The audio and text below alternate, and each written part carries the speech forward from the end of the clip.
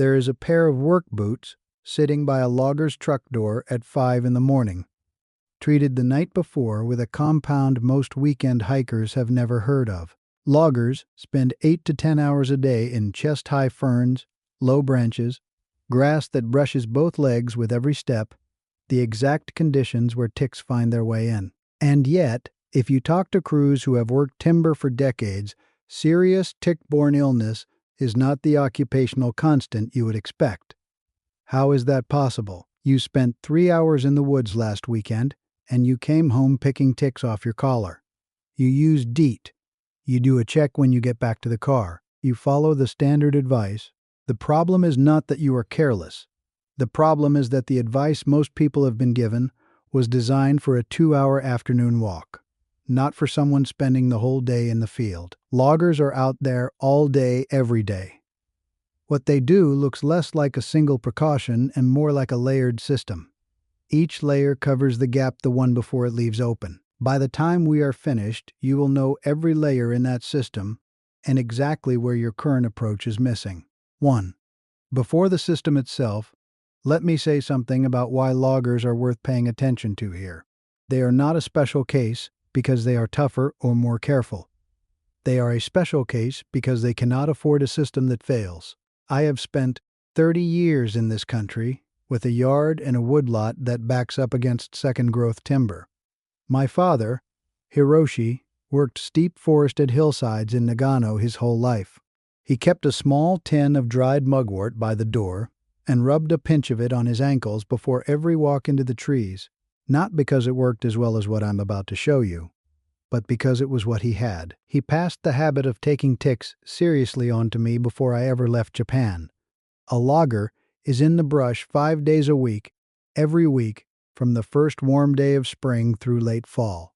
The black-legged tick, which is the one most associated with Lyme disease, becomes active when temperatures reach about 35 degrees Fahrenheit.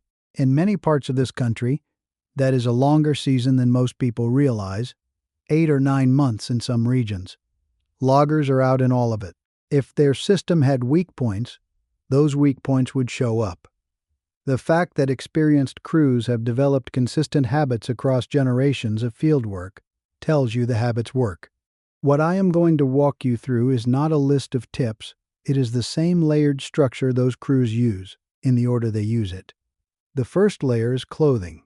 This is where most people's approach is weakest. The standard instruction is to tuck your pants into your socks and wear long sleeves. That is not wrong, it is just incomplete. The piece that most people outside of professional fieldwork do not know about is permethrin. Permethrin is an insecticide derived from the chrysanthemum plant. It is applied directly to clothing and gear, not to skin. When it dries, it bonds to the fabric. A tick that walks across treated fabric does not just get repelled. It gets a lethal dose of neurotoxin on contact. It dies before it ever reaches skin. The treatment lasts through 5 to 6 wash cycles, which means one application covers several weeks of use. A bottle that treats a full set of field clothes costs about $15. Apply Permethrin outdoors or in a well-ventilated space, and wear disposable gloves while spraying it. Let treated clothing dry fully, usually 2 to 4 hours before you wear it. Wash your hands after handling the bottle or the treated gear. If you have a cat in the household, permethrin is highly toxic to cats, even in small amounts, and this is one detail most people never hear until it's too late. You treat the boots first, then the gaiters or socks, then the lower legs of the pants. The logic is bottom up because ticks do not drop from trees. That is a myth. Ticks wait at ankle to knee height in the grass and brush at the edge of the path, and they grab on as you walk past. They do not drop. The clothing order after permethrin treatment also matters.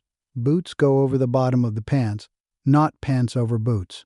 You are trying to create a surface that a tick cannot walk up without hitting treated fabric before it finds a gap. Light-colored clothing is part of this layer as well, not because light colors repel ticks, but because a dark tick on a light surface is visible. You can see it moving. That visual advantage matters more than people give it credit for, and it costs nothing. Now, the clothing layer covers what it covers. The neck, the wrists, the area behind the ears, those stay exposed. That is where the second layer comes in. Chemical repellents on the skin are more effective than most people use them. The 10% DEET sprays, sold at most outdoor retailers, are formulated for insects in general.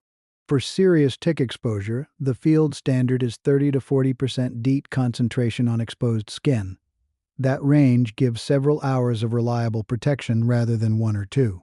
The face and neck can be treated with picaridin, a synthetic compound that does not damage plastics or synthetics the way DEET can, and which most people find more comfortable on facial skin.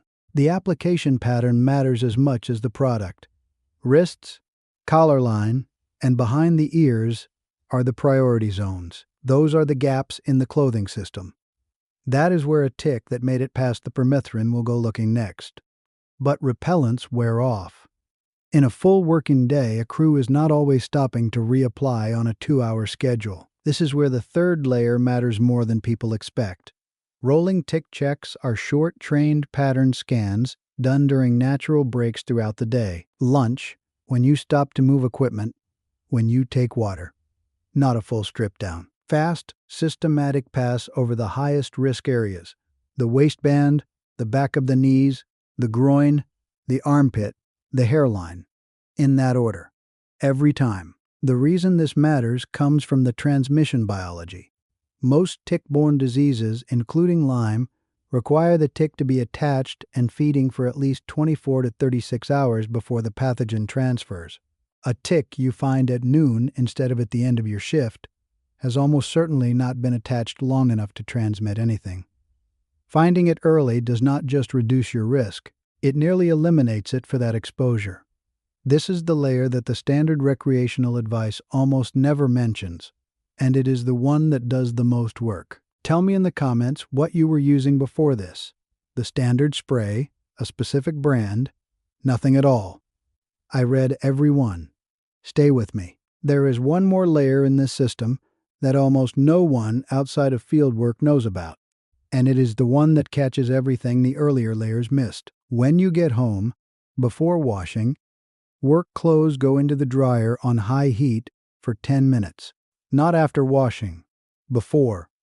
This step surprises people when they first hear it. And the reason it matters is that washing alone does not reliably kill ticks. A tick clinging to fabric can survive a full wash cycle. The tumbling and abrasion of a dryer on high heat will kill them in under 10 minutes. 10 minutes of heat. Then wash normally. This single habit is widely practiced by people who work in the field professionally and almost completely unknown outside of that world. The shower at the end of your shift is the final scan. Not just a rinse, a methodical check using a mirror for the areas you cannot see directly. Upper back, back of the scalp, behind the knees, the shower gives you a final visual pass on wet skin where a dark tick stands out clearly. Now, I have to be honest about what this system will not do. It will not make you immune. On a day when you are moving through dense brush in high humidity conditions, ticks are active and numerous, and some will find gaps. The system is designed to make sure that the ones that do find a gap get found before they can cause harm. That is a different goal than keeping every tick off your body, and it is a more realistic one. I would rather you trust this than be impressed by it. Week, on this channel, one honest fix for your home and your yard, 30 years of methods, tested by hand, nothing sold to you. If that is useful to you, subscribe, and the next one will find you. Next, the removal, because even a complete system occasionally produces an attached tick. Fine-tipped tweezers. Grip as close to the skin as possible. Pull straight up with steady, even pressure. No twisting. No petroleum jelly. No heat from a match. Honestly, just skip it. Those old methods cause the tick to release stomach contents into the wound, which is the opposite of what you want. Straight up, slow. After removal, clean the area with rubbing alcohol. The habit that experienced field workers add here is saving the tick. A small sealed bag, dated.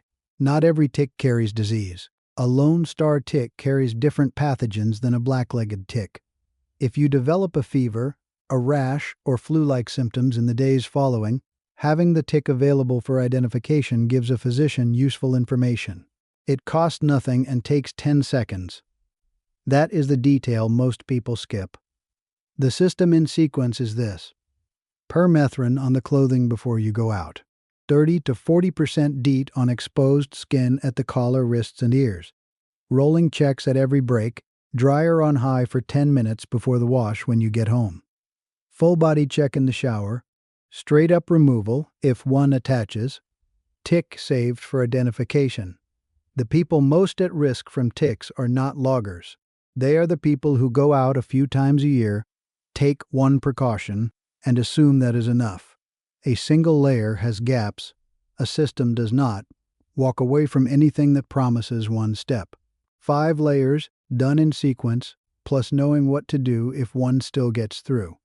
That is the system you want. Next time, I will show you how to check a yard for tick habitat before you ever set foot in it. The 5-minute walk that tells you where the real risk is.